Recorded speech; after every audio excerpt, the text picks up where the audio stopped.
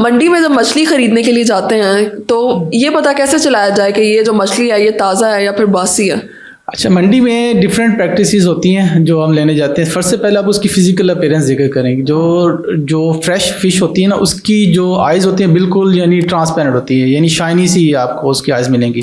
जैसे मछली पुरानी होती जाएगी उसकी आइज़ में यानी मिल्की टाइप होनी शुरू हो जाती है, यानी फेड सी होनी शुरू हो जाती है। इसी तरह जब भी आप फ्रेश मछली लेने जाएँ, उसकी जो स्किन है उसके ऊपर एक स्लाइम सा होता है, स्लाइमी टेक्सचर, वो बिल्कुल ट्रांसपेरेंट सा होता है, वो होना चाहिए। अगर आप यानी वो बासी की तरफ चलते जाएंगे, यानी मछली को जो है वो ख़राब होना शुरू हो जाती है, उसके ऊपर स्लाइम्स वो ना ख़त्म होना शुरू हो जाती है। उसमें यानी कि येलोइश टाइप कलर अपीयर होना शुरू हो जाता है।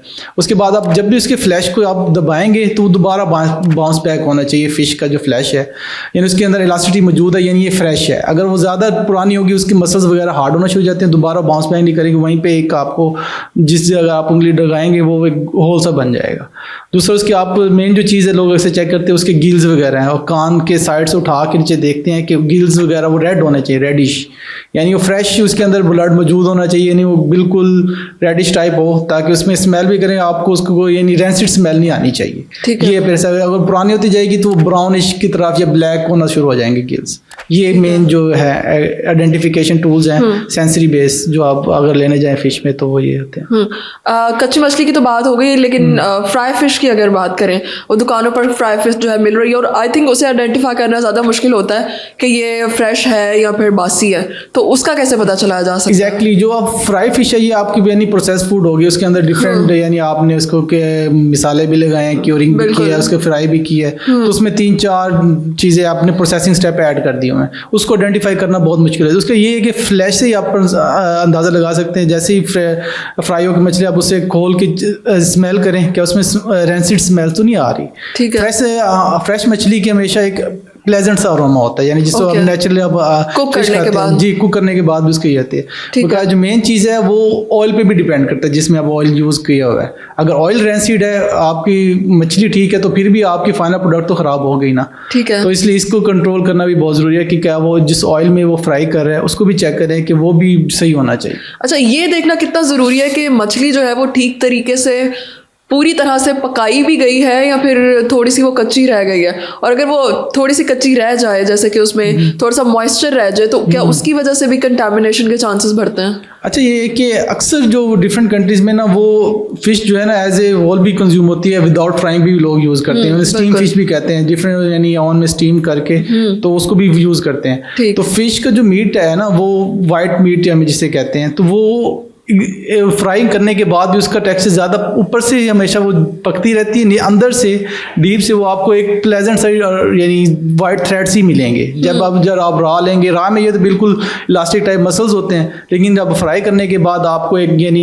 प्रॉपर एक मीट टाइप जो है ना वो थ्रेड्स मिल जाते हैं जो आप यूज़ कंज्यूम भी करते हैं। लेकिन ऊपर से वो अगर ज़्यादा फ्राई हुई तो वो जाहिर बात ऊपर से जल जाएगी, वो आपको फिजिकली अपेरेंटली भी अच्छी नहीं लगेगी। हाँ, तो जो जाहिर बात है जब ब्लैकिश टाइप की हो जाएगी आपको वैसे भी अच्छी नहीं, अंदर से भी ज्यादा जल जाएगी। ठीक है, तो मॉडरेटली कुक करना चाहिए। इसे हम कहते हैं फ्राइंग जैसे होने चाहिए, डीप पैन फ्राइंग हो। आप होटलों में भी यही होता है कि वो यूज होने चाहिए। उसके टेम्परेचर ही 180 to 200 तक होना चाहिए फ्राइंग टेम्परेचर, और उसी यानी 4 से 5 मिनट के लिए जैसे हम रेगुलर फ्राई करते हैं, तो उससे ऑब्वियसली इसमें कंटेमिनेशन के चांसेस बहुत कम हो जाते हैं। राइट। मछली को एक दफ़ा आपने साफ कर लिया, उसके ऊपर जो मसाले वगैरह लगा के कुछ लोग उसे फ्रीज कर देते हैं काफ़ी टाइम के लिए, वो तकरीबन महीना भी इस्तेमाल करते रहते हैं। तो एक दफ़ा मछली को फ्रीज करना के बाद जो है कितने टाइम के लिए वो हेल्दी है कंज्यूम करने के लिए, कितनी देर तक रखना चाहिए? अच्छा, फ्रीज करने के ये कि फ्रीजिंग टेम्परेचर अगर वो बिल्कुल यानी हार्ड हो गई है, यानी जैसे बर्फ़ है हमारे फ्रीजिंग टेम्परेचर पे ले गए हैं, तो फिर वो ऑलमोस्ट तकरीबन कोई आप 15 से 20 दिन तक उसे कंज्यूम कर सकते हैं। ठीक है, लेकिन पोर्शन आपने दोबारा यूज़ के लिए उतना ही लेना जितना आपने यानी आपकी नीड के मुताबिक है। अगर दोबारा पूरी मछली को आप दोबारा था करेंगे, दोबारा उसे फ्रीज करेंगे, तो वो एक कंटेमिनेशन के चांसेस बढ़ जाएंगे। वो आपकी एक दफ़ा टेम्परेचर भी यूज़ हो गया तो दोबारा उसने माइक्रोब्स ने ग्रो कर जाना है। ठीक है, तो एक टेम्परेचर ये कि आप उसे 0 से नीचे रखें और फिर अगर उसको उतना यूज़ करें जितना आपने नीड के मुताबिक है, ठीक है। उसके बाद अगर दोबारा उसको यूज़ करेंगे तो जाहिर बात है कंटेमिनेशन के चांसेस आपके बढ़ जाएंगे। ठीक है सर, लेकिन 15 से 20 दिन 15 से 20 तक आप फ्रीजिंग कंडीशन में चल सकते ऐसा हैं। नहीं कि आप महीना छोड़ दें उसे। हाँ एग्जैक्टली वो असल महीना रखने से आपकी मछली ख़राब नहीं होगी, लेकिन उसमें टेस्ट में फ़र्क आना शुरू हो जाता है। ठीक है। जितने भी आप फ्रीजिंग में भी जाएंगे उसमें माइक्रोबियल्स किल नहीं होते, रिटार्ड होते हैं।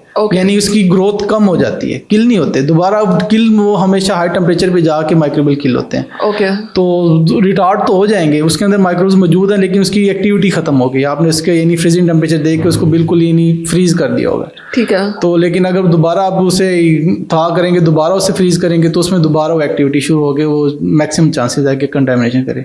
वरना रेड मीट वगैरह आप हमारे रखते हैं घरों में, फ्रीजर में महीना भी रखते हैं, लेकिन उसकी वो न्यूट्रिशनस वैल्यू वो वैसे नहीं रहती जैसे फ्रेश की होनी चाहिए। ओके, ठीक, बहुत शुक्रिया।